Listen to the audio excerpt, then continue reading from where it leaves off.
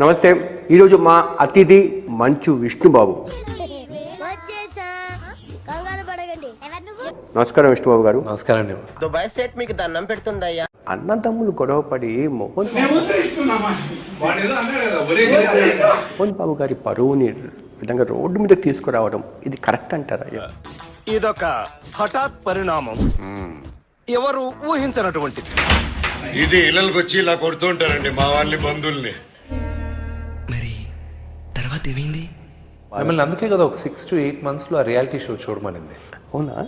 ఇది ఉంటుందా అని చెప్పి మోహన్ బాబు గారికి పెద్ద ఆయనకి ఆ వీడియో చాలా బాధ అనిపించింది. మీకు అనిపించలేదు సార్ బయటికి రావడం?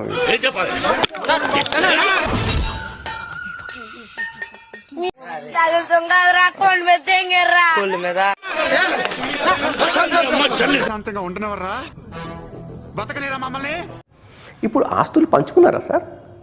నీకెందుకయ్యా అవన్నీ? నీ పని నువ్వు చూసుకో. నేను నమ్మేది, మీరు నమ్ముతారు? అవును, I believe in a joint family. పెద్ద ఆయన మీ గురించి చెప్పిన ఏంటంటే అందరినీ కలుపుకొని పోతారు విష్ణు.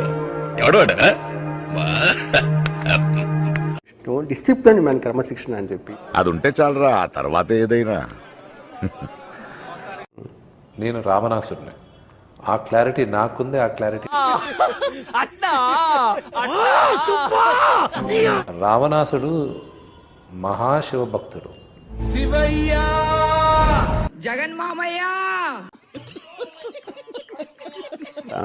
చాలా క్రమశిక్షణగా ఉండే విష్ణు ఇతను ముందు రాజశేఖర్ గారు వచ్చి నాన్నగారిని కలిసినప్పుడు ఏమైంది?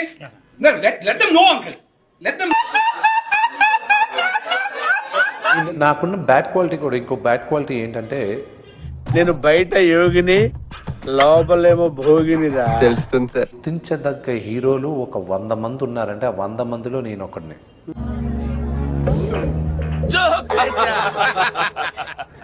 నాకన్నా అందగాలు చాలా మంది ఉన్నారండి.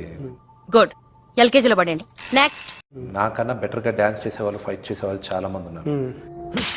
ఇప్పుడు చెప్పేది ఇప్పుడు సార్ పొగడ్తలు ఒకరి మీద ఒక చేసుకోవడం అది కరెక్ట్ అంటారా? అది చేసుకుంటారు కదా మొత్తానికి. నాకున్న తెలివికి నేను ఎక్కడ ఉండాలి చెప్పు? నేను తెలివిగా పుట్టటమే నాకు చేసుకున్న పాపమా.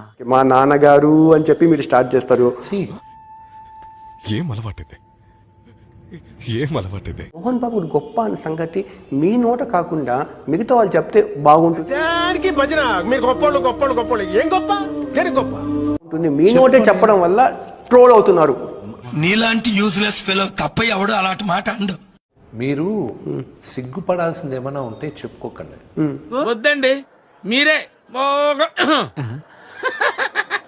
ఈ కార్యక్రమం ఇంతటితో సమాప్తం. రేపు ఇదే అలవాసులపై మళ్ళీ కలుసుకుందాం. అంతవరకు సెలవా మరి.